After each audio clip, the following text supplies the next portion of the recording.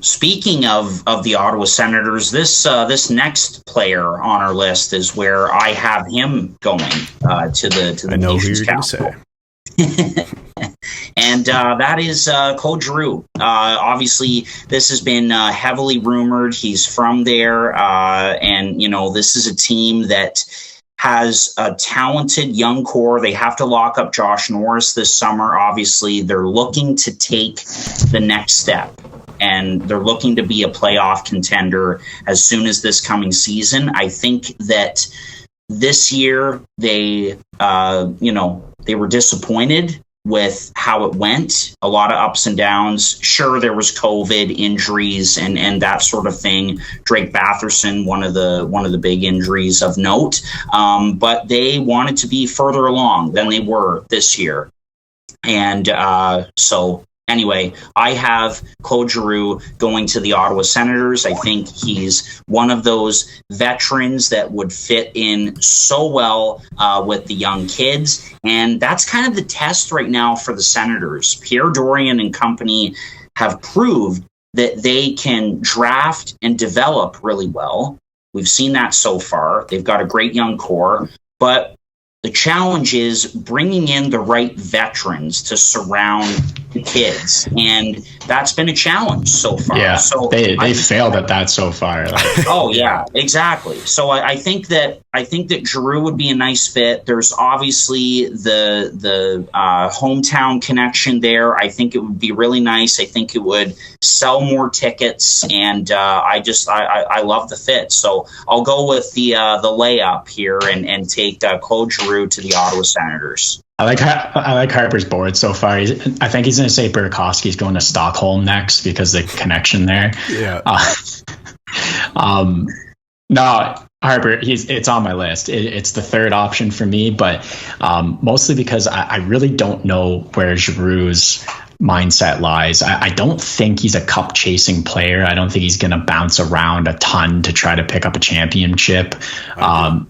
So I think Ottawa is likely, if you're thinking that mentality, because of the hometown connection. Plus, it's like the perfect fit. They need a top six forward and a defenseman. So if they could get Giroux, they're already taking care of one of those, and a veteran player right there. Your A's and C's don't all have to be 20-year-olds.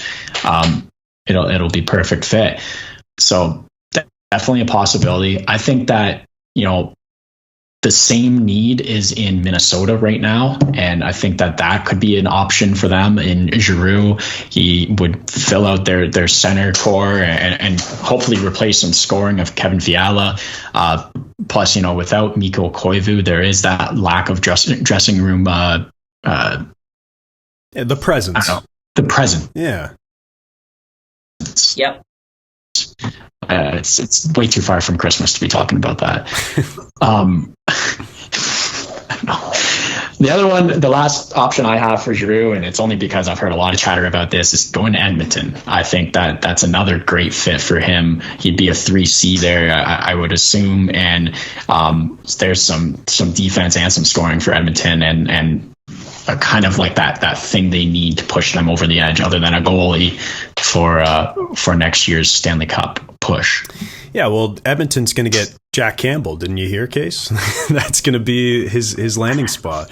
Either there or New Jersey, whoever wants his UFA rights. But, okay, Giroux, before I give you my answer, what do we think he's worth right now on, say he signs for 5 years? Would that be crazy? A 5-year term?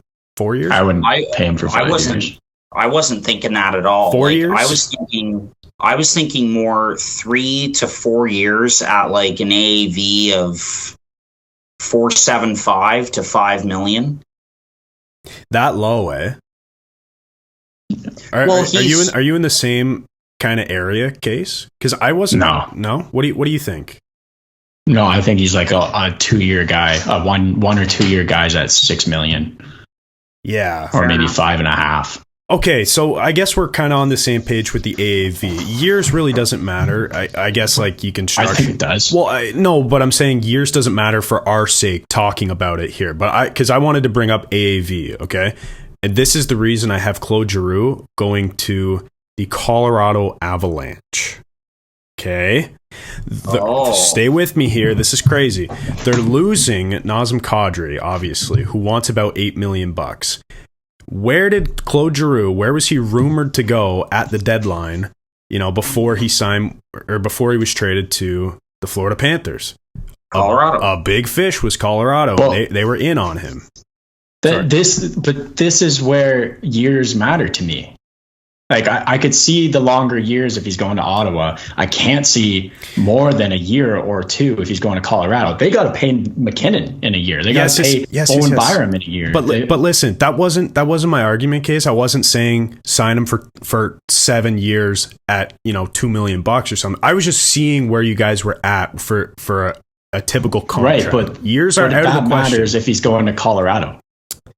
The reason maybe the only team that it matters. The reason I think he will sign in Colorado or could sign in Colorado is because he wanted to go there in the first place. I do think he's chasing a cup because that's something I think he would really like to add to his resume. No kidding. And Colorado, I think, can find a way to make the money work and still get a pretty decent second or third line center wherever you want to play him because they have the depth scoring to do it. And I think they're able to bring guys back if they pay him, say, $4 million, and I think he would take a pay cut to go to a cup contending team. I think it makes sense.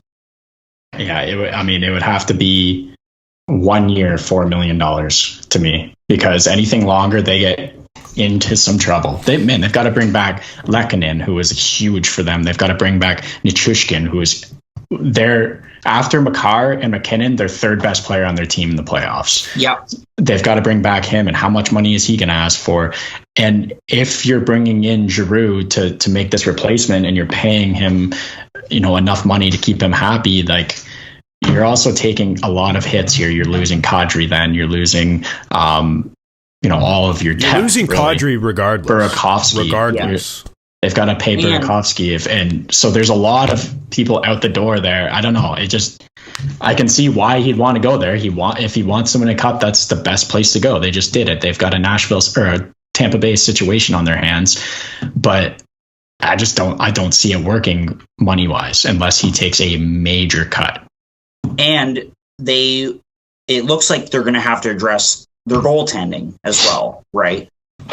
Yeah, exactly. Yeah, I mean, we're going to talk about Kemper, but I don't know, Colorado goaltending clearly isn't a massive need for them because they have Francouz already, who was proven to be pretty good, and they probably, if they can't keep Kemper, like, we'll talk about him, but they probably just get a tandem guy for Francouz because Kemper was not good in the playoffs, and they still won the cup. Like, it did not matter. He was like a 900 goalie. Colorado's going to be the most interesting team to me in the offseason because I don't know what they're going to do to stay the number one contender. Yeah. Like, there's a lot of pieces, a lot of important pieces that are going, and they have to pay. Like, another one's Josh Manson. That guy was so good in the playoffs for them. He was a brick wall back there just running into bodies, and that's another guy that sounds like he's out the door because they're not going to be able to pay them. This is what happens when you win a cup is people want more. They just won you a cup. They're going to ask for money, and that's the case for Manson, for Nichushkin, Kadri, Burakovsky, Lehkonen. All of these guys want more money, and you got to pay your best player next year. Yeah. And like, clearly he's going to make a lot, but for 1 year, you've still got McKinnon at under $7 million, which is ridiculous. But this is the last thing I'll say about Giroux going to Colorado. I'm not saying it's likely. I'm saying I could see it happening because I think the player fit is there. He wants to play for a contender in my mind. I don't know the guy, but that's what I'm expecting. That's why he went to Florida. He thought he could win with them. That's why he was interested in Colorado before. I see this as a Patrick Marleau to Toronto deal. And forgive me, that's the first contract that comes to mind. Patrick Marleau signed for 3 years at $6.25 million, roughly. I think it was 6.25. And everyone knew when he signed that the third year of that deal, it was going to be the worst thing ever for the team because they had to sign their big guys, right? But he insisted on that year to keep the AAV down because he was still worth it at that point for I guess the first year, arguably. I see Giroux doing the same thing, where maybe it's 2 years. He says, okay, give me 2 years. I'll sign for 3.5. Because I think he just knows what kind of player he is now. I think he can accept maybe a third line role. Because listen, Colorado has their stars for cheap right now. Even Makar, the best defenseman in the NHL, doesn't get paid like the best defenseman in the NHL. That guy should be making $15 million for the next quadrillion years. But he doesn't. And I think they have to take advantage of that. They're able to give up some depth scoring if they can solidify some pieces and just play their stars. I think you might think it's crazy, but I think there's a legitimate fit there, especially because they know they're losing Kadri and they need a cheaper option to replace at 2 or 3C. I think there's going to be there's a fit there. You're right there, but I think that it's going to be a negative impact if they take on Giroux in the long run. Yeah, and in a cup run. Yeah, and then they give a pick, to move his deal, like the Leafs did with Marleau. But that's not ideal going. When I say the long run, I mean in 2023. Yeah, maybe.